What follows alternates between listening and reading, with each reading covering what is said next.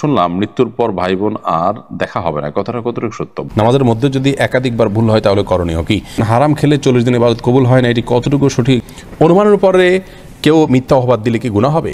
মনে মনে কাউকে নিন্দা করলে কি গুনাহ হবে? কোনো মেয়েকে বিবাহ করার মাধ্যমে যদি চাকরি পায় তা জায়েজ আছে কি না? কার সাথে আমার বিয়ে হবে তাকে একদম নির্ধারণ করা, নাকি এটা কর্মফল? পর্দা রক্ষা করে মেয়েদের জন্য কি ব্যবসা করা জায়েজ আছে? আত্মহত্যাকারী ব্যক্তি জানাজা পড়া যাবে কিনা? প্রেগন্যান্সির টাইমে জিনের আসর থেকে নিজ বাচ্চাকে কিভাবে রক্ষা করা যায়? মেয়েরা বোরকা না পরে বোরকার বদলে বড় জামা ও হিজাব পরে কি বাইরে যাওয়া যাবে? কেউ যদি সুদী ব্যাংকে চাকরি করে এবং তার স্ত্রী ও সন্তানরা তার আয়ের অংশ থেকে সংসার চালায়, তবে কি তার স্ত্রী সন্তানের গুনাহ হবে কিনা? মহিলারা মাথার নিচের দিকে চুল খোপা করতে পারবে কিনা? স্ত্রী বেনামাজি হলে করণীয় কি? নামাজের কথা বললে বিরূপ সম্পর্ক তৈরি হয়। নামাজে অতিরিক্ত হাই আসলে করণীয় কি? মেয়েরা একাকি ঘরে মৃদু আওয়াজে সালাত আদায় করতে পারবে কিনা? জাকাতের টাকা থেকে কবরের কাজে লাগানো যাবে কি না? নামাজরত অবস্থায় শিশু জায়নামাজে প্রসাব করে দিলে করণীয় কি? নামাজ ছেড়ে দিব নাকি চালিয়ে যাব? মদ্যপানের শাস্তি দুনিয়া ও আখিরাত সম্পর্কে বলুন। ধ্রুব তারা এই আইডি থেকে আপনি জানতে চেয়েছেন আজানের সময় মেয়েদের মাথায় কাপড় দেওয়া এবং কাপড় থাকা বাধ্যতামূলক কিনা? আজানের সময় মেয়েদের কাপড় দেওয়া মাথায় এটা আবশ্যক কিনা? উত্তর হলো না। আজানের সাথে মাথায় কাপড় দেওয়ার কোনো সম্পর্ক নেই।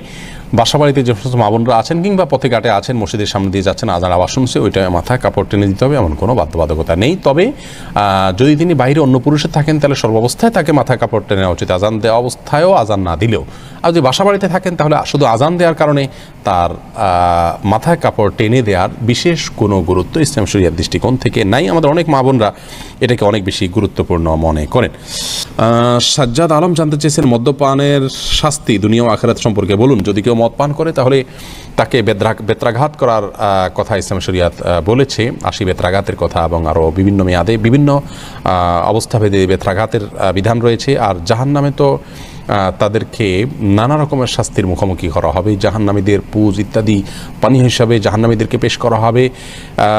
এটি ইসলাম শরিয়ার দৃষ্টিকোণ থেকে হারাম এবং শয়তানি কর্মকাণ্ড। আল্লাহ বলেছেন ইন্নামাল খামরু ওয়াল মাইসিরু ওয়াল আনসাবু ওয়াল আজলামু রিজসুম মিন আমালি শাইতানি ফাজতানিবু। নিশ্চয়ই মদ জুয়া এগুলো শয়তানি কর্মকাণ্ড, এগুলো তোমরা বেঁচে থাকো। নবী করিম সাল্লাল্লাহু আলাইহি ওয়াসাল্লাম অভিশাপ করেছেন লাআনাল্লাহু শারিবাল খামরি। আল্লাহ রাব্বুল আলামিন অভিশাপ নাজিল হয় ওই ব্যক্তির উপরে যে নিজে মদ পান করে আর যে মদ পান করায় বা মদ নিংড়ায় না, মদ বিক্রি করে এবং মদ বিপণনের সাথে যুক্ত হয়, উভয়ের প্রতি সকলের প্রতি আল্লাহ তাআলা লানত বর্ষিত হয়, যেখান থেকে বোঝা যায় এটি অত্যন্ত জঘন্য অপরাধ। আমরা আগেই বলেছি, শুরুতেই বলেছি যে আমাদের দেশে মদের বারের পারমিশন রয়েছে। যারা লাইসেন্স নেন তাদের জন্য এই আইনটির পরিবর্তন হওয়া উচিত এবং এটা পরিবর্তন করা আমাদের দাবি।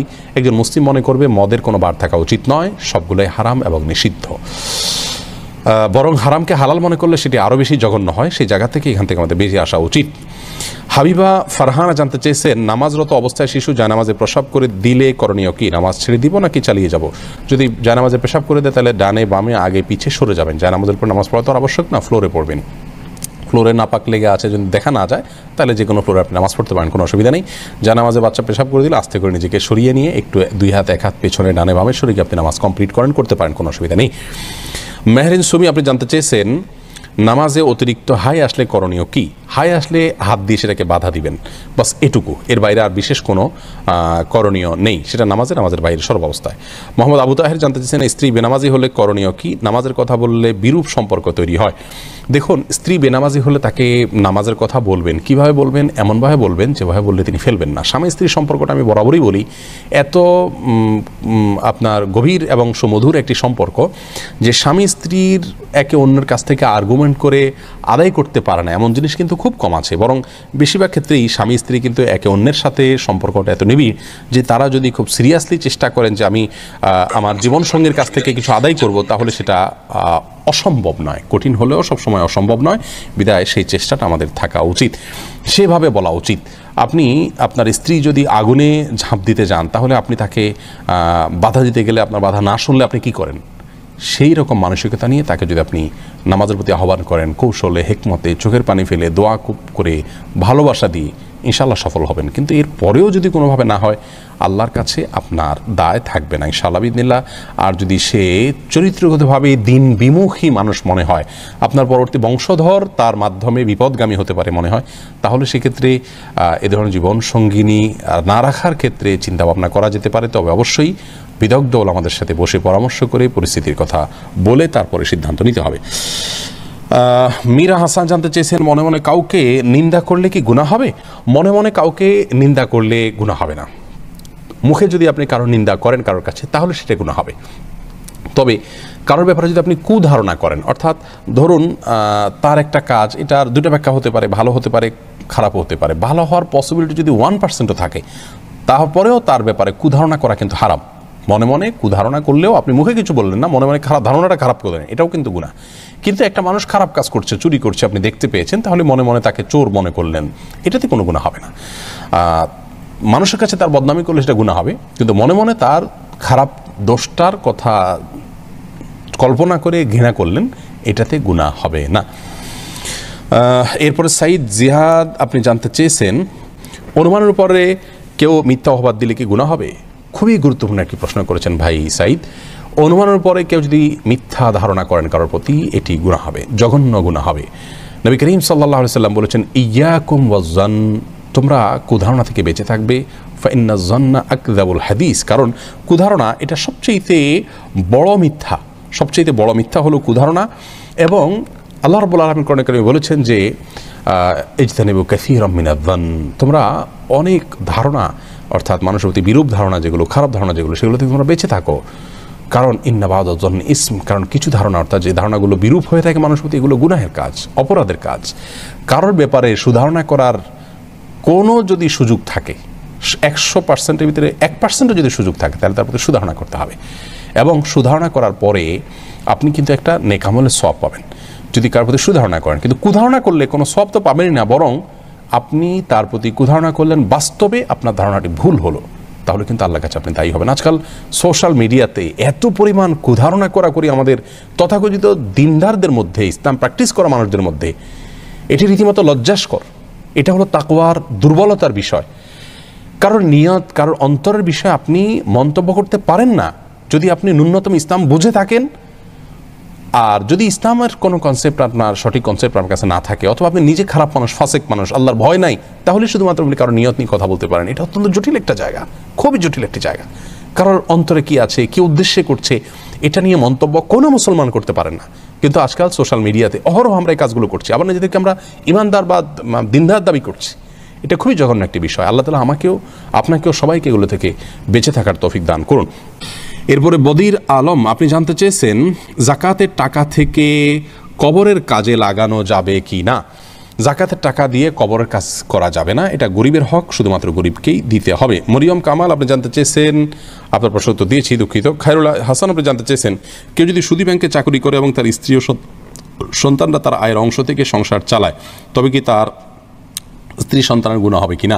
কারো উপার্জন যদি হারাম হয়, তাহলে স্ত্রী সন্তানের জন্য সেই উপার্জন খাওয়া জায়েজ হবে কিনা?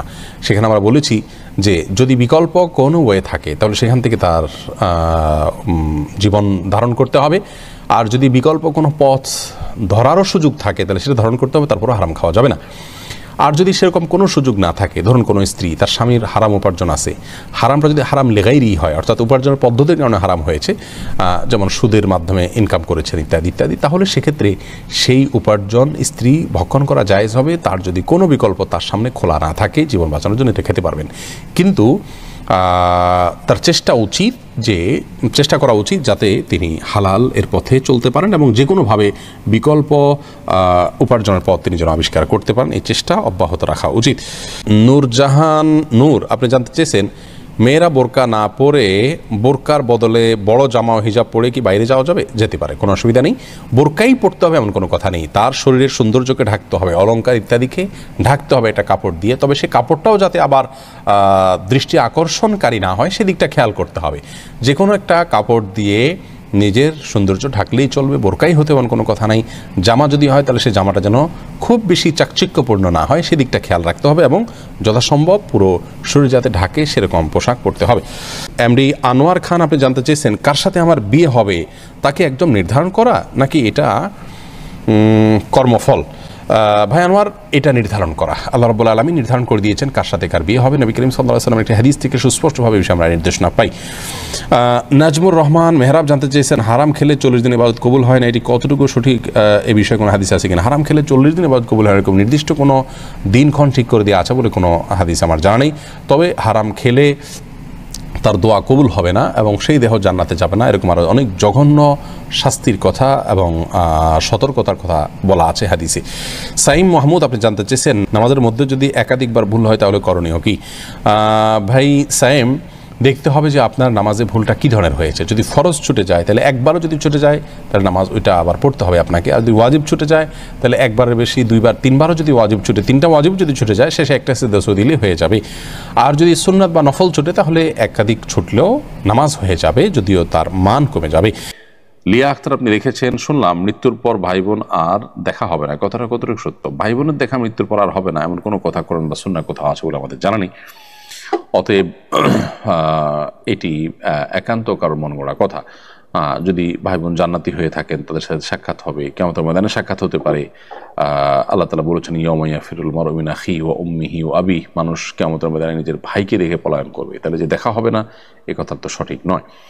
এসএম হাসানুজ্জামান হাসান আপনি জানতেছেন আত্মহত্যাকারী ব্যক্তির জানাজা পড়া যাবে কিনা? হ্যাঁ, আত্মহত্যা ব্যক্তির জানাজা পড়া যাবে, তবে আত্মহত্যাকারী ব্যক্তির জানাজা সমাজের সম্ভ্রান্ত এবং নেতৃত্বশীল ব্যক্তিরা, ইমাম সাহেব সহ গুণীজনরা পড়বেন না, যাতে করে অন্যরা আত্মহত্যা করতে প্ররোচিত না হয় এবং নিরুৎসাহিত হয়। সেই জায়গা থেকে নবী করিম সাল্লাল্লাহু আলাইহি ওয়াসাল্লাম আত্মহত্যাকারী জানাজা নিজে পড়েননি, কিন্তু অন্যদেরকে পড়ার নির্দেশ করেছেন।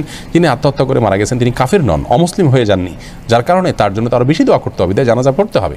বাট ওই যে বললাম, গণ্যমান্য ব্যক্তিরা অ্যাভয়েড করবেন। এরপরে খালেদ তুহিন আপনি জানতে চেয়েছেন পর্দা রক্ষা করে মেয়েদের জন্য কি ব্যবসা করা জায়েজ আছে?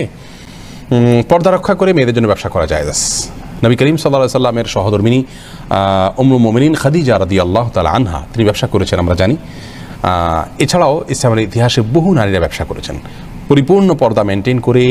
তার যে প্রাইভেসি আছে সেটা তিনি ঠিক রেখে যদি ব্যবসা করতে পারেন, অবশ্যই করতে পারেন। আজকাল বাসায় বসে অনেক ব্যবসা করতে পারেন, অথবা বাসার বাইরে ব্যবসা করতে পারেন, কিন্তু সেক্ষেত্রে তার মুভমেন্ট অন্য অন্য বিষয়গুলো পরিপূর্ণ পর্দা মেনটেনের যে জায়গাটা সেটা তাকে নিশ্চিত করতে হবে। এটি নিশ্চিত করে ইনশাআল্লাহ তিনি ব্যবসা বা দুনিয়াবি যে কোনো কাজ করতে পারবেন, সেটি তার জন্য নিষিদ্ধ হবে না।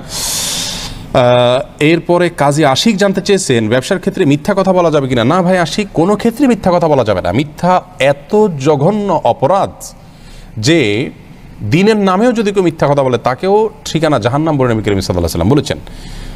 নবীজির নামে, ইসলামের নামে এটা মিথ্যা কথা বললো, একজন মানুষকে ভালো করার জন্য মিথ্যা কথা বললো।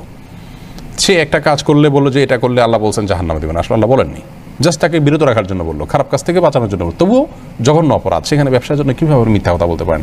ইমানদার অন্য অনেক অপরাধ করে ফেলতে পারেন, তার দ্বারা জেনা হয়ে যেতে পারে, চুরি হয়ে যেতে পারে, লোভে পড়ে অনেক অপকর্ম তিনি করে ফেলতে পারেন, কিন্তু মিথ্যা কথা ইমানদার বলতে পারেন না। ঠান্ডা মাথায় আজকাল আমরা নামাজ কালাম পড়ছি, আবার মিথ্যা কথা বলছি। ব্যবসার খাতিরে মিথ্যা বলা যাবে না। প্রয়োজনে ব্যবসায় লস মেনে নিতে হবে, তথাপি সত্যকে আঁকড়ে ধরার চেষ্টা করতে হবে। একটা হাদিস বলছি, নবী করিম সাল্লাল্লাহু আলাইহি ওয়াসাল্লাম বলেছেন আত-তাজিরুস সাদুকু মা'আন নাবিয়্যিন ওয়াস সিদ্দিকিন, যে সমস্ত ব্যবসায়ীরা ব্যবসা করতে গিয়ে সত্যবাদিতার উপরে থাকেন তাদেরকে কিয়ামতের দিন আল্লাহ তাআলা নবীদের সাথে, সিদ্দিকদের সাথে আল্লাহ রাব্বুল আলামিন তাদেরকে কিয়ামতের দিন উঠাবেন এবং তাদের সাথে ভিআইপি হিসেবে স্থান পাবে। কত বড় একটি বিষয়! অতএব ব্যবসায় মিথ্যা কথা কোনো অবস্থাতে বলা যাবে না, এটা কঠিন একটা পরীক্ষার জায়গা। তানজিলা পারভিন আপনি জানতে চেয়েছেন মেয়েরা একাকি ঘরে মৃদু আওয়াজে সালাত আদায় করতে পারবে কি না? হ্যাঁ, অবশ্যই পারবে, কোনো অসুবিধা নেই। যদি পরপুরুষের কণ্ঠমতো আওয়াজ না যায় মৃদু আওয়াজে পড়তে পারবেন রাতের নামাজে, কোনো অসুবিধা নেই। এমডি জান্নাতুল ফেরদাউস জানতে চেয়েছেন কোনো মেয়েকে বিবাহ করার মাধ্যমে যদি চাকরি পায় তা জায়েজ আছে কি না? কোনো মেয়েকে বিবাহ করার মাধ্যমে যদি কেউ চাকরি করতে পারেন, কোনো অসুবিধা নেই। যে অমুক মেয়েকে বিয়ে করলে আপনাকে কেউ চাকরি দিবে, করতে পারেন, কিন্তু ওই মেয়েকে বিয়ে করলে মেয়ের বাবা চাকরি দিবে বা মেয়ের বাবাকে কন্ডিশন দিয়ে দেওয়া যে আপনার মেয়েকে বিয়ে করলে আপনি চাকরি দিবেন, বিদেশ পাঠিয়ে দিবেন, এটা জায়েজ নেই। এটা তো যৌতুক নেওয়া হয়ে গেল।